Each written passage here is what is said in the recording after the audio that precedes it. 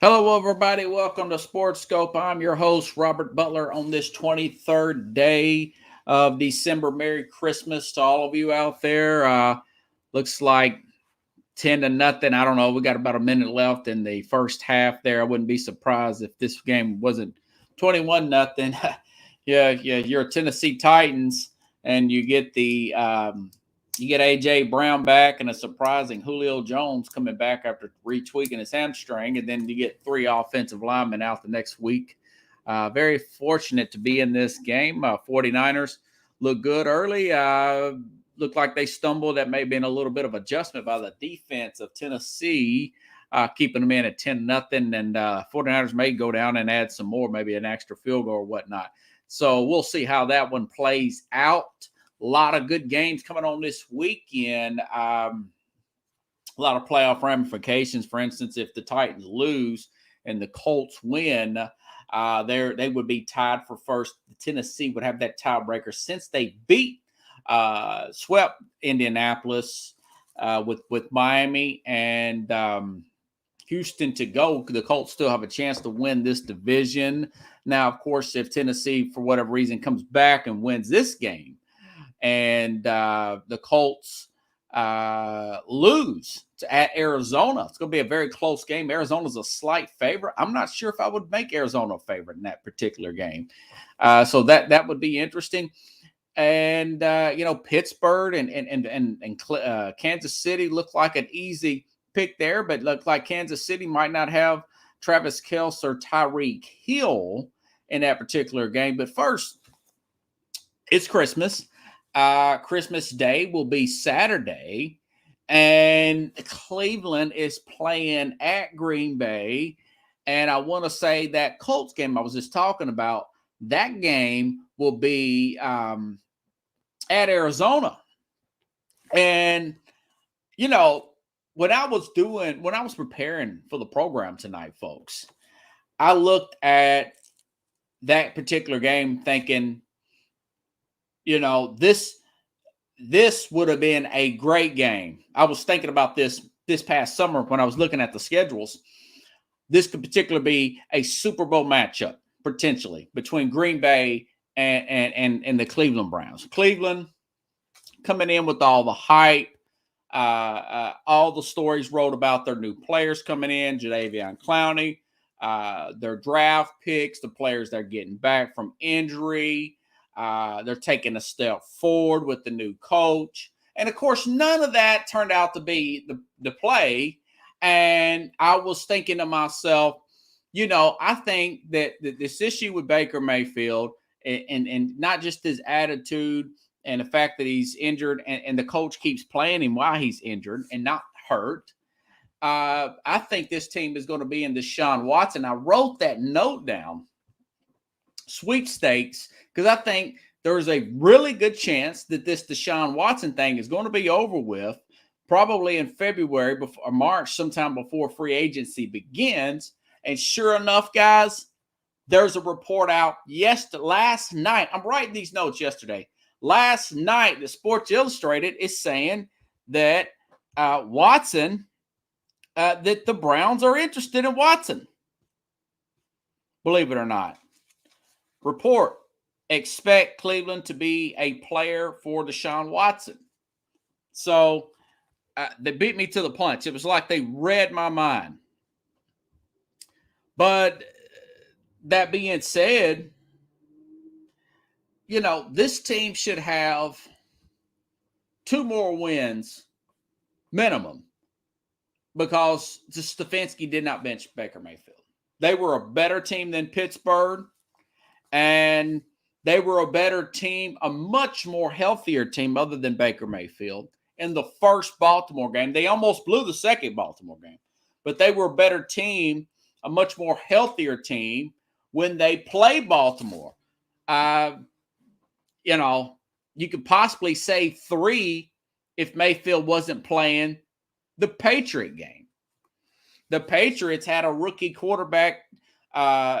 You look at how good their running game has been over this year. Cleveland should have took advantage of that rank 18th run defense by the New England Patriots. and they didn't. They should have 3 more wins instead of 7-7. They should be like a 9-4, something of that nature. But that's not the case. Maybe a 10-4 type of team and be tied for a 1 seed. But they're not. They should have won the the Kansas City game. But again, instead, they're probably not even going to make the playoffs. I think Green Bay will win that game. They've got injuries now. So Stefanski is essentially got to not just do something with the Baker Mayfield situation. In my opinion, you probably need to do away with, make a change in defensive coordinator. This guy, that defense is not living up to the quality of player for player that's on that particular defense. You probably need to make that change there as well. You can't have the guys that they have on their line. Even the linebacker core now, Wasawu turned out to be a pretty good linebacker out of Notre Dame, rookie, to add with their safeties, John Johnson, that secondary, Denzel Ward, and that group. So woefully underachieved defensively. And, of course, the Baker Mayfield thing, I've talked ad nauseum about that or played Keenum over him. Find a way to do something. Hey, man, Merry Christmas. Merry Christmas. Yeah, Brian. So, I just think, I was talking, Brian, there's a report coming out of Sports Illustrated before I could even come on a program and say that I think they should be interested in Watson. There's a report from Sports Illustrated saying that the Packers are interested, or the Browns are interested in Deshaun Watson. But as far as you got to do something with Mayfield, you have to do something with that defensive coordinator, and maybe go after Watson or Russell Wilson. Now, as far as a Russell Wilson, that would take a heck of a sales job to do that. But that's just something that team will have to do. They did a good sales job getting Jadeveon Clowney in there. So maybe that is. Plus, they offer the guy more money. But that's not going to be a good game. That's going to be a game that's going to be a major disappointment. Now, Cincinnati-Baltimore will be a good game. Cincinnati blew out Baltimore at Baltimore a few weeks ago. A few months ago, back in October. Joe Burrow, 416 yards, 200 to Jamar Chase. Now they play again on. They will play again at Baltimore at Cincinnati. On Sunday. And I'll tell you what. That odds makers got this at like a 3-point game. I talked Tuesday's program about Tyler Huntley. If Tyler Huntley possibly could do this with all these backups, go up there and beat Cincinnati, that pressure from the organization is going to get even hotter for the team to keep Huntley. Now, I think Cincinnati with Burrow, Chase had 200 yards last time, might not have 200 yards this time, but I could see a Higgins, somebody of that nature, having 200 yards in this particular game from Cincinnati. I think Cincinnati will probably lose, will probably win this game, but I do think this will be a high-scoring game. I think this will be, even if Baltimore loses, this will be another game that will prove my point that this team probably need to go with Tyler Huntley in this particular game. They're going to play a lot of zone defense, Pickles. I can see possibly Tyler Boyd getting about 10 catches underneath or somebody like that. Maybe a Usma catching some balls across the middle there because of that, all those injuries to this secondary. And this guy likes to blitz a lot. Don Martingale, a guy that should be a head coaching candidate. But I hope I don't think Jackson's healthy enough to play with this ankle injury. I think they should play Tyler Huntley. But I'll tell you what, if this is a close overtime type of game where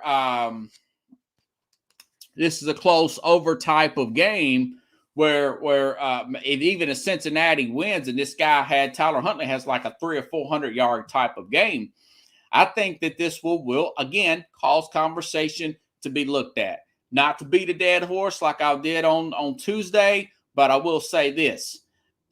Lamar Jackson is on pace to be the highest attempted rushing quarterback in NFL history, and he is getting to that number very fast, even being 24 years old, folks. You want to pay this guy $45 million, or you want to pay a guy that actually looks like he's catching on a lot quicker than Lamar did, even though he is a few years older when Lamar was when he started. Huntley's 23, Lamar Jackson's 24. Remember, Lamar came in at 21 with this team. He's in year 4 right now. So I think it's something that the Baltimore should think about. And Cincinnati's in first place. It's a huge game. Very, very big game up in Cincinnati. Who would have thought that a few years ago? Other big games. Okay, Pats are at home to Buffalo Bills. Now, both teams, again, this time of year, a lot of people's banged up. You got injuries. Damian Harris looks like he won't play in this game. Even Steven, right? The running back, Pickles, looks like he's banged up for New England. And I just read this morning, guys, that Emmanuel Sanders will be back. Cole Beasley's got a COVID issue, but Emmanuel Sanders, he was out the last game for Buffalo. Buffalo is playing at New England. The weather's going to be really, really good in Buffalo compared to what it was in New England, compared to what it was back in Buffalo with that gale force winds. And the Pats are 2.5-point favorites, guys. Buffalo looked good their last couple games. I like the way they bounced back against Tampa like that, coming back 21 points down. And I did make a note to myself, Josh Allen, Brian, this time last year, Josh Allen went to Foxborough and lit this team up. They won like 37-3. Now, of course, you got different personnel and everything. But my point is, I feel like Allen has really got a feel for this New England defense.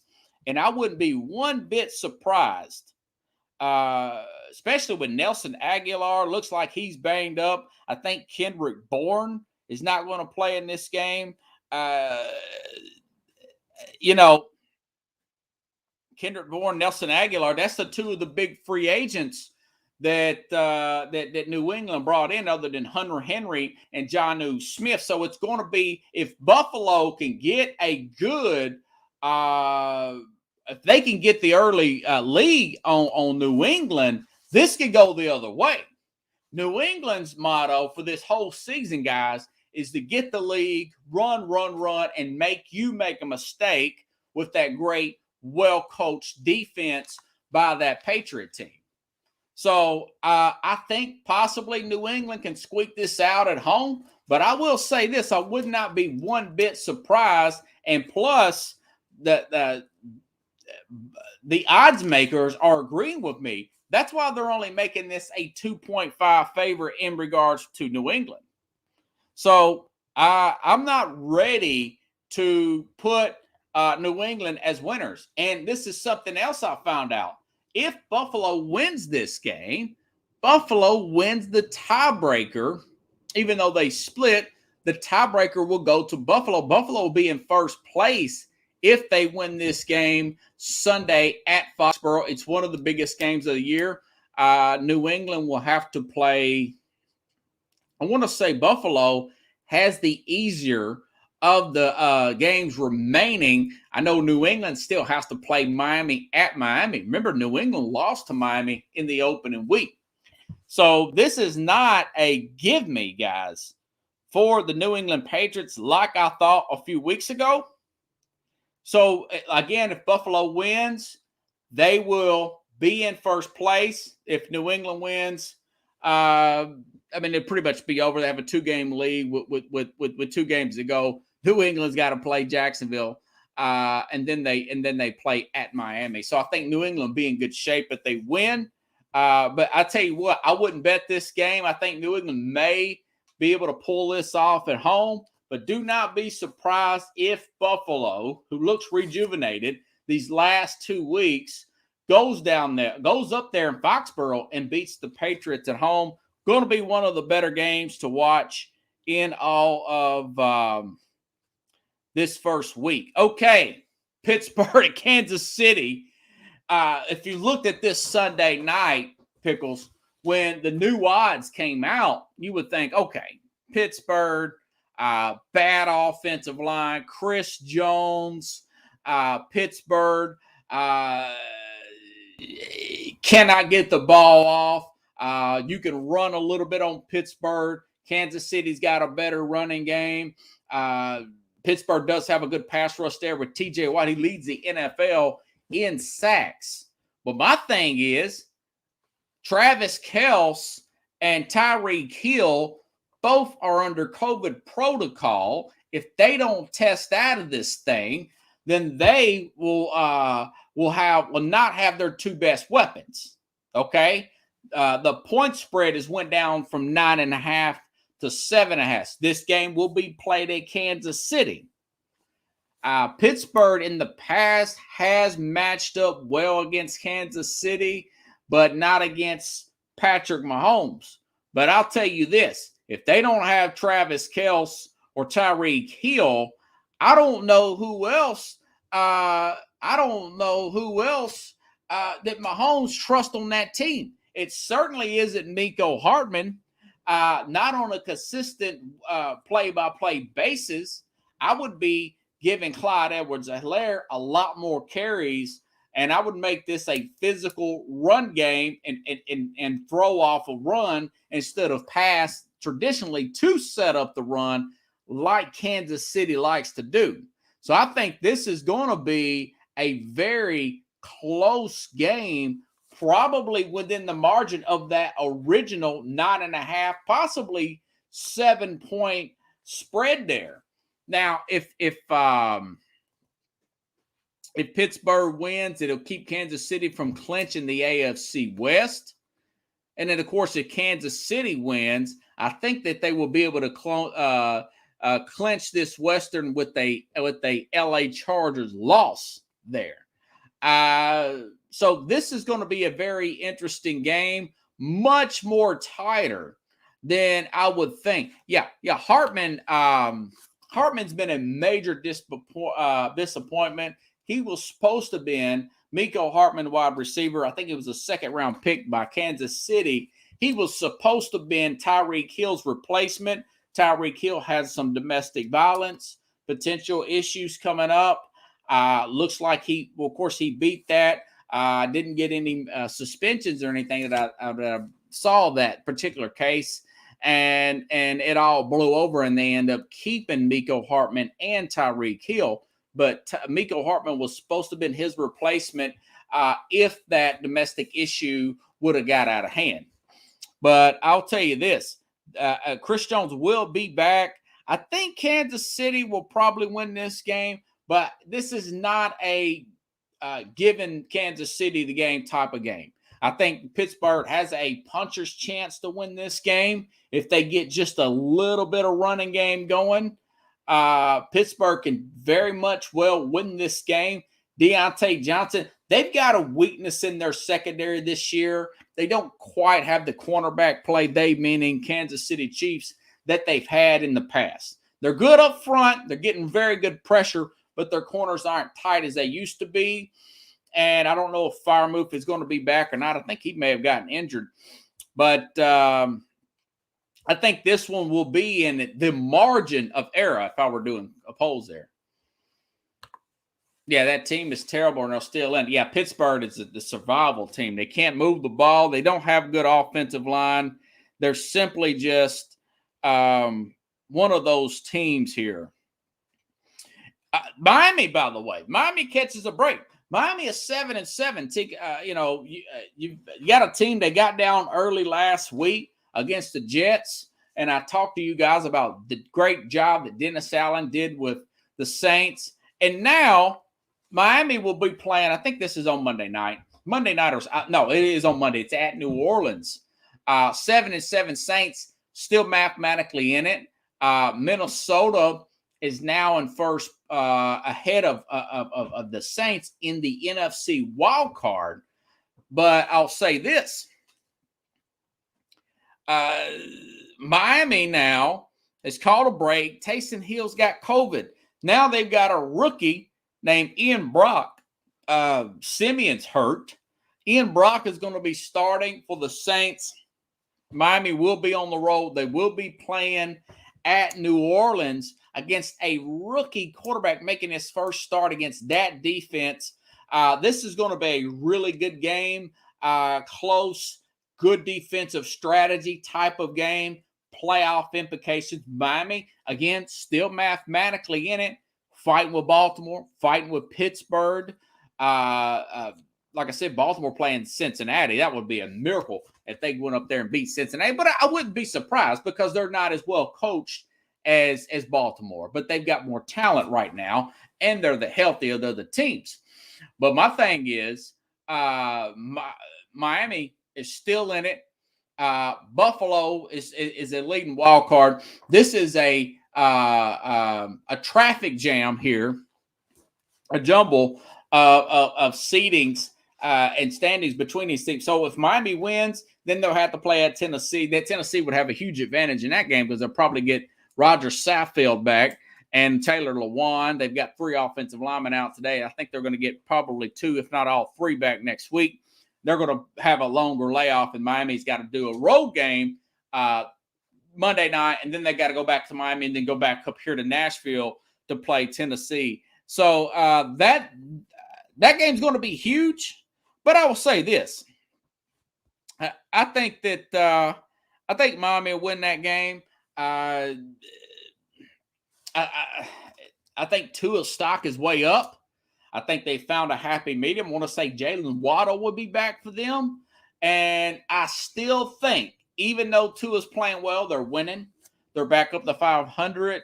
I still think that team will also look at possibly getting, again, with Deshaun Watson, possibly Russell Wilson. I think that they're going to look into that. And then they'll have some trade bait there. Tua went from a 7th round to maybe a 2nd round in compensation. Now, I'll say this. Now, if for whatever reason they win and then they beat Tennessee or somebody like that, and this team gets into the playoffs, remember, Tua's only is in his 2nd year, which means he's on his rookie contract. And then Miami could really surge ahead and put together a pretty good team for the next 2 years. Those first 4 years, guys, of a rookie, I mean, you can really, really milk that if you're a team. That's why I think that Tyler Huntley thing is huge because he's only a 2nd-year guy. That would be year 3 and year 4. I say the first 4. Now, the first that 5th-year option, it goes up to the $18, $25 million range. It depends on when you were drafted. So, but Tua, that is a decision for the team to make. Remember, he's been injured this year. That's why they got in that hole to get go, Brian. So you can make an argument. Well, part of ability is availability. He was injured. That's why they were totally blown out by Buffalo. That's why that they were they're in this hole now. They just now got out. Now that he's healthy. Not a very fast player, not a very quick in the pocket type of player Tua is. But either way, him playing well, my point is it's a total win-win situation for the Miami organization. It is going to be a much harder decision with him playing well like that because you really don't want to move him. You don't want to trade him for anything. You want to keep this guy and you want to start adding, your offensive line is not very good. You want to add to that, add to the defense and everything, like a Brian Flores would like to do. But anyways, guys, so those are my games to watch this particular week. If you guys like the show, share the show. I've got everything. I will be on possibly, and for the way everything looks, it looks really good right now. Roku, next year, it's going to be a really good year for SportsSkope. I appreciate you guys supporting my show. I've been talking to my friends Linda and Mac with over there with Northeast Streaming Sports. They're putting together this thing for Roku TV. I'll get you all the details in the future. We're working out some things, but it looks like we're going to be in pretty good shape there. Very excited about that opportunity and everything coming up here next year for SportsSkope. A lot of exciting things on the horizon. Everybody, again, have a Merry Christmas. Today is Thursday the 23rd. Yeah. I will definitely be back Tuesday. We'll be breaking down whatever happened this weekend, again, with all the playoff implications and all those scenarios. If you guys like the show, share the show. If you want to contribute to the program, go to the ZELLE app, and this does work. My email is sports with an S and then another S, KOPE at gmail.com. We'll get back to watching this game. It looks like that, I don't know, maybe Tennessee can come back.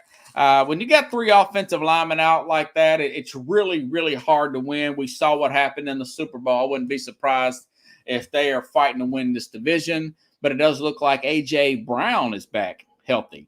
So we'll see how that goes. And on the flip side, this looks good for San Francisco for them to get into their playoff run. This would be 6 out of 7 for them if they can find a way to win. So anyways, guys, you guys, Brian, Pickles, y'all have a good night. I will see you guys Tuesday. We'll be breaking down what happened here on Sports